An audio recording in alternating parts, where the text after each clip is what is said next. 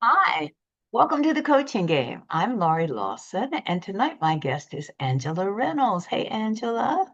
Hi, Laurie. How are you today? I am great. I am great. I am so good. I've been talking to Angela for about, I'm going to say a year or so. And she's a coach, and I'm a coach. And she just happened to mention this program that she's working on. And I went, well, that's close to genius. I think we have to tell people about it without giving them everything away. Don't do that.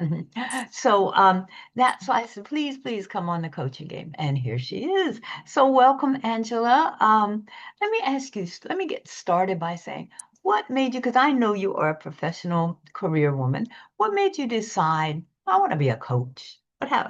What made that happen? Laurie, I got to tell you, it's probably something that picked me more than I picked it. It was something that was always there, something that just kind of was inherent in me as the person. And so I would just, find my way into different conversations with people and different leaders, no matter what, no matter where I was in my career. And I finally decided, you know what, let me just become a coach. And so that's how I kind of landed into it as a career. So it's I love it. Mhm. What did you think a coach was before you got started? Because I know and mine was many years ago, when I got started, and you're right, it calls you. It is something, there's a little something, there's something more out there and I want it. So you're absolutely right. It calls you. But what did you think it was before you got involved in all of this stuff? I thought it was like, I don't know. I'd rather hear what you think it was, and I'll tell you what I think it was. You know, I think from my perspective, coming from an athletic background, your coach is supposed to find your brilliance, Mhm. right? So Oh, I like that. it's already in you. And so like a sprinter, like it's you're born with it. Some people just you put a ball in their hand, they know what to do with it. So for me, I felt like being a life coach meant um, finding the brilliance in the people that I speak to and just helping them feed that brilliance. I absolutely love that phrase, finding the brilliance in people. That's such a good description. So, do you have a special niche? Do you only coach females? Do you only coach the athletes? What do you, what do you coach or anybody? Just, you know what? I think it's anyone because everyone has a brilliance. And it's just getting them, it's right, it's getting them to it right now. It seems like I'm organically centered on leadership. Ah, yeah, thus the program we're going to talk about. Yeah, and possibly it's going to go further than a program, but we're going to see. We're going to see. That's interesting because I started many years ago, and it was like I'm going to be a health coach, and then the crash came in 2008 of the financial, and I had already had a background in not career development, but human resources. I said, okay, you'll be a career coach. Then New York Magazine did an article on me as a retirement coach. I said, and I got lots of referrals, and I was like, oh, okay, I'll be a retirement coach. That is what I love about coaching. You are not stuck in a rut. You can do, like you said, you can find brilliance everywhere, and hey, take your talents and do what you have to do. So when you say leadership, what kind of what problems do you see in leadership today? Or no, what opportunities for improvement? Let me be coachy. What opportunity what opportunities do you see for improvement in leadership today? I got to tell you, this is something that I've observed, over a decade, which kind of got me to where I am. I noticed that a lot of companies will invest a lot of money in different workshops and, how to communicate, better skill building, being able to get more out of your employees. And I think that those are so important. But when it gets hot, when the fire starts to burn, a lot of times it's hard to return to those skills. And then what do you do after that? It's like I've taken all these classes, but for whatever reason, I'm not getting the results that I want. And so I don't necessarily think that the companies are missing the mark, but I do think there's another part to it and getting coaches to look at themselves. So it's you have all these external skills, you can do all of these things, but what's happening? And so what I propose is, well, let's go internal. Let's do some of the internal work so that we can have a better external experience for the employees. Wow. Okay. That's heavy duty, but that's exactly what I think is needed. I feel like leaders today may be feeling, and this is not my milieu, but I have coached leaders, but maybe feeling that the rug has been pulled out of them, not out of them, out from under them. And I feel because the rules kind of changed. It was like, oh, okay, I know the rules, and I'm going to move up the ladder, and I'm the boss, and these are the people who work for me. And then suddenly, emotional intelligence came along, and more coaching and more employee focused things. And I think I'm going to say old timers, the old school, let's say the old school people are like, what is this? What is going on? And why do I need to do it? So why do they need to do it? I think it's a lot of things haven't been self-reflective. And we all talk about self-awareness, self-awareness, self-awareness, self-awareness. And it is a buzzword, but the truth of the matter is when you look at the percentage of people, I think it's like 85% say they're self-aware, but the real answer is like between 12 and 15%. Wow. And I think we confuse self-awareness with self-identity. And so we identify with all these other skills and practices that we've learned, and we think that that's what kind of gets us going, but that's where we start to miss the mark. So with leaders of yesterday, and I don't like saying yesterday because they're very relevant today, but Yeah. just in terms of a mindset, so I'm going to do when I say yesterday, I wanted to put up those air quotes. I think it wasn't self-reflective. It was just do the job, come to work, do the job, and get it done. That's it. Where today people are investigating more. They're more curious about why I feel what I feel and how is this impacting how people are experiencing me. Yeah, yeah. So true. So the program that I referred to is you kind of came up with something called joyful leadership, which to me seemed maybe incongruent. I don't know. Can it be joyful? I don't know. I think you might have come up with a way. Can you give us an idea, one, how you came up with it? That would be, and then this kind of give us, I don't want you to give away the whole store, but just give us an idea of, what this is all about. How'd you come up Sure. with this idea? Yeah. I came up with it. I like to tell the managers that I like to lead with a joyful heart. Mm. And it's not an emotion. It's not like I'm walking around here all happy, like a butterfly. It's just a level of awareness in how I lead the managers. So if I still have the ability to make difficult decisions. I still negotiate. I'm pretty tough, to be honest with you. They'll say, oh no, she's tough, but I'm able to do it from a place of alignment where I'm not emotionally connected to the decisions that I make. And I make really tough decisions. And so for me, I understood that it was my normal operating system. It's how Angela operates. So joy is part of my operating system, and it's how I execute whatever it is I need to do. It's not about being happy, though. I'm aware that there are real issues and real problems in organizations, but I'm able to do it now and from a place of joy and really make a greater impact when I make these decisions because I've considered every single thing. I've sat down with people, we talk, we learn, we coach, we grow. And if we don't, I still make those tough decisions. Yeah, it to me, it seems not impossible, but so difficult. You can actually make hard decisions and be joyful.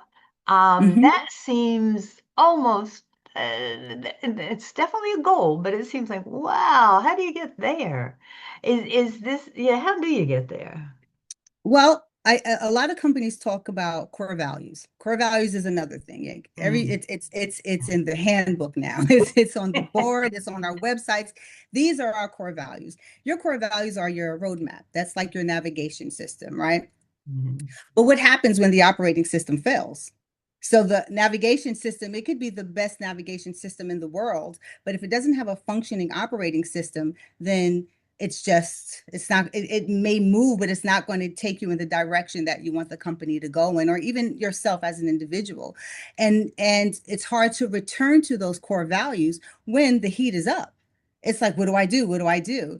And so for me, it was understanding that there are character traits. I like to think of it as, think of a diamond. Everybody knows what a diamond is, right? And so there are four character traits of a diamond, or we say characteristics. There are four characteristics of the diamond, the four C's. Those four C's are what determines the value of the diamond.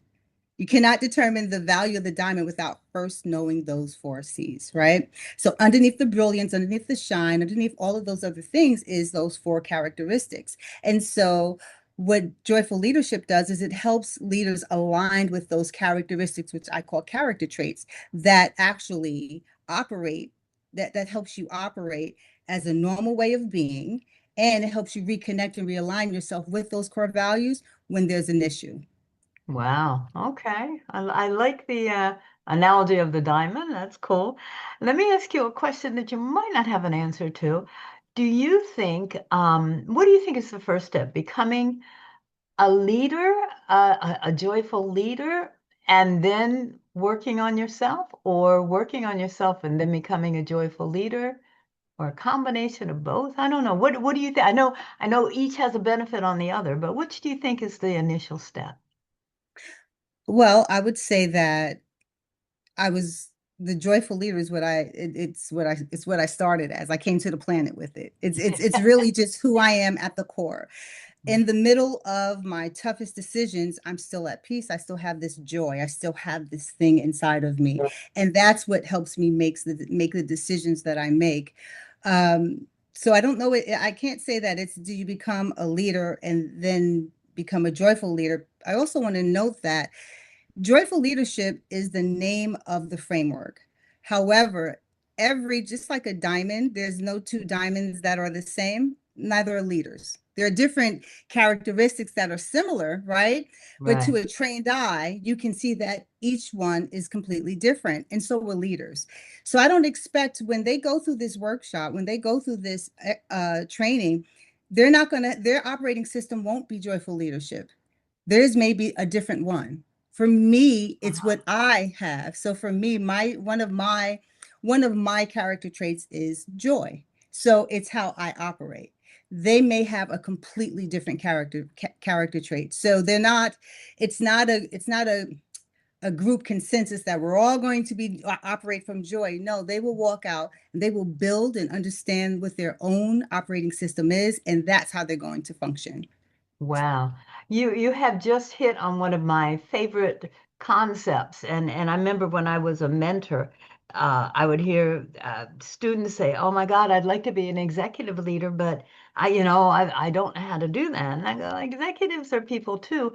And they go, "Well, yeah, but what about me?" It's like, bring what you have to the table, because only you have it, you know? And so bring it on, and somebody will latch on and some won't, and that's okay too. But so you are following my exact concept of how you should really operate as anybody, not only a coach, but as Yeah. anybody. Tell us about this program that you came, because you had such a beautiful, I'm metaphoric envious, because I don't do metaphors. You had such a beautiful analogy to water. Can you give some of a concept? It just made it so clear to me, and it's like, oh my gosh, this was brilliant. Why didn't I think of it? Oh, So, so how did you come up with that? You said you told me you were in the shower when you thought of it, so I I know was water begats water, but I yeah. make all my tough decisions in the showers. All my tough decisions come first. They always happen first in the shower. You must be You very know, clean, yes. I am so clean, girl. Listen, sometimes I may have to take 6 showers a day, depending on what we're going through now. That's too funny. Well, think of water, and water goes through different states, but it always returns to itself. So if you look at water, if you look at the ocean as a leader, it can change form and it could change the state and become ice. And ice is very stoic, it's rigid, but ice doesn't have to feel. It doesn't have to care what people think about it. It's just it can move through. But also the thing about ice is that people want to move away from it because they want to escape the cold, you know? Mm. And so the ocean can say, all right, well, you know what? I'm going to be ice today. I'm going to try this different leadership state. And if that doesn't work, it goes into a state of steam. Well, let me try steam. Steam is everywhere. We know leaders like that. They're everywhere. They want to be in every office. They want to be everywhere. But when the pressure gets heavy, what does steam do? Steam evaporates. So, Yeah. and then when you're looking for that leader, they can't be there. And it's not because that they don't care, but it's just they're not equipped to handle what happens when the pressure comes on. And then the ocean can say, well, you know what? I wanted to go into the state of rain. Rain is everywhere, but over time, rain can flood.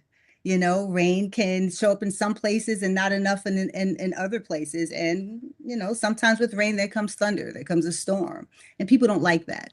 What I do know about water, no matter what state it's in, it always returns back to itself, the ocean. It will Brilliant. always find its way back to the ocean. And so joyful leadership is we go through all these different performances in leadership, but how do we return back? And it's now being aware that no matter what state you're in, you can always return back to yourself, Like you said, it's you don't have to invent anything, it's already there. You just work with what you have. And the ocean gets to a point where it understands, I don't have to figure out how to be wet. I already am. So Yeah. right. It's a state of knowing. It's a state of awareness. You also made me just think of, well, okay, the ocean doesn't have to invent anything, but it also can be many forms. And I Hmm. and as coaches, we don't say good or bad, or that some have they all have their assets, which I think is another brilliant thing. It's like, yeah, I am the ocean, I am the water, but I can be this and I can be that, and this may work here and this may work that. So it's such a huge concept that you came up with, and that just is simply water. What are some tricks of the trade, maybe, or tips do you have about how to return to your water, to yourself? What would Hmm. you how would you help your clients do that, or your Well, leaders? well, that's where the framework comes into play. Mhm. The beautiful thing about, and I know I'm speaking in a lot of different metaphors, but the beautiful thing about building a house is that once you build it, you don't forget what the bathroom is. When you have to go, you just return to it, right? Right, But right. but when people are learning all these other leadership frameworks and they something happens, it's like, oh, I got to remember what was on this page. I got to remember that chapter. Mm. There's nothing to remember when you build it. You just return to it. Okay. Yes, I am. I do envy you for the metaphors. I love them. I'm so jealous. I cannot do that. I try to do baseball. I do maybe something like that. But yeah, okay. So you're saying the water is innate. You are innate, and you can go off in many directions, but you eventually, well, yeah, hopefully you eventually return to the core, I guess. Yeah. Yeah, and I hear you saying hopefully, and I hear you saying eventually. It there are people who are, this is not about being a bad leader, right? It's not about being a unintelligent one, right? It's just one who is disconnected. Once and I think and I really do think of analogies. I swear, I would probably like I drove my kids crazy when It's they a would say, I'm like, talent. Enjoy it. I just say, how are you doing? And they say, oh, it was great. And I'm like, well, what does great feel like? So it would drive them crazy. But it's if you think about it, it's just who you are as an individual. It's you are an outlet. You are a source of energy. You can determine how you want to use that energy. And a Mm, lot of times we get so caught up in what's happening externally, we forget that, well, wait a minute, I'm the source, you know? yeah. And we do. And so joyful leadership helps you, one, I don't pick and choose anything for anyone. I take them through the assessments. We talk about it. I give examples. They talk. I listen. And well, which one feels right for you? It's about you. It's not about anyone else in the room but you. So that's what makes it so solid because it's nothing to remember. It's just you. Hmm. remembering that you are the essence, you are that is, I think that might be the most difficult thing to remember to return to your essence or to your inner being, to the thing that's going to keep you going. Um, and I think that might be the biggest challenge of all. Do you agree, or do you think, or are there more challenges out there? There are many challenges, but is this the biggest one? I think it's, and I don't want it to sound so esoteric, esoteric, because it really isn't. It's, if you understand that, like, a mother doesn't have to remember she's a mother. Uh-huh. Okay. Yeah. A wife doesn't have to remember she's a wife. A husband doesn't have to remember. You might forget your duties, but you just don't forget who you are. Mm, Once you identify. So for me, two of my character traits are wisdom and joy. And I'll give you a real world example of how I put these into play. Those are two of the things that I know no matter what I've come to the planet with, just as a person. And they are what I've always returned to. Now, this is before I was consciously aware that I was returning to it. So no matter what I would go through, no matter what the difficulty was, I always found this joy. And people didn't understand it. And it's not fake, it's genuine. It was this genuine joy. And then wisdom allowed me to make the right decisions. So now I have my core values. Two of my core values are growth and appreciation. mhm. So let me try to explain it to you this way. Because those are my core values, that's how the world experiences me. That's what I look for others, and that's what others can expect from me, just like an organization. Those core values that we post say that this is what you can expect from us, but this is also what we expect from ourselves as an organization. So if you look at it as an individual, for me, growth and appreciation, those are things that I try to inspire in others and also in myself. When I get stuck and those core values are not working for me and I don't feel like I'm growing, I have to return to my operating system, because remember, those core values are my roadmap. So I have to return to my operating system. And it's nothing I think about, it's just organic. Next thing you know, I'm sitting in this operating room in my mind of wisdom. How do I get out of this? What's the best thing for me? Where can I find joy? And next thing you know, I'm making a different decision. It's not something that is, like I said before, it's not so esoteric, where I don't want this to sound mystical, because it really isn't. Neither are your core value. It's just, we're just going to take it a little deeper. So you have your operating system and you have your navigation system. And when the two are aligned, that's when we function at our best. Okay, and so your job as facilitator of the Joyful Leader program would Mhm. be to one to remind people that you do have the core basic value system, and how I'm just wondering how do you get people back to that if they're not as intelligent, no, as aware as you are. If they're not as aware of that, how do you get them back there? Because it's such a great place to start and finish and continue Mhm. on from. What do you do to get them back there? Just an awareness thing or? Well, those are the assessments. So just like we have core values assessments, there are character traits assessments. Mm-hmm. And when you do that character trait assessment, the difference between your core values, that your core values change. You get to pick them, and as you evolve, I may not need or lean on this as a core value. I can always switch to integrity. I can switch to respect. I can switch it. But those character traits are, again, it's what makes you that diamond, right? It's what makes you you. So it's, when you take the assessment, you're literally, you feel it. You recognize it. Well, you know. It's something that no matter what, it's something that no matter what you've gone through, it's the thing that always calls you back home. No matter what you're experiencing, it's the thing that always calls you back. Yeah. So it's a remembering, it's a knowing.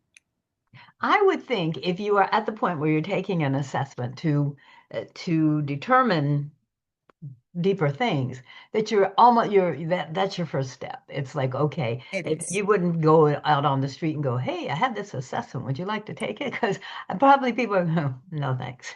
So I think that that's the first step. And then what you do with it is what you do with it and what you help them do with it. So let's do a wish list. Where do you see this going? Where would you like this to go? This because I do think it's brilliant. I do think it's mystical in a sense, in its simplicity, not in its complexity. And it's so simple and so basic, but you It thought of it. is. I didn't, that's why I'm impressed. Where would you like to see this carry on to? Oh, wow. That's a great question. Well, I think it should definitely start with senior leadership. Hmm. Yeah, I do. And the reason why I think it should start with senior leadership is because whether they realize it or not, is that people look to them to be led, you know?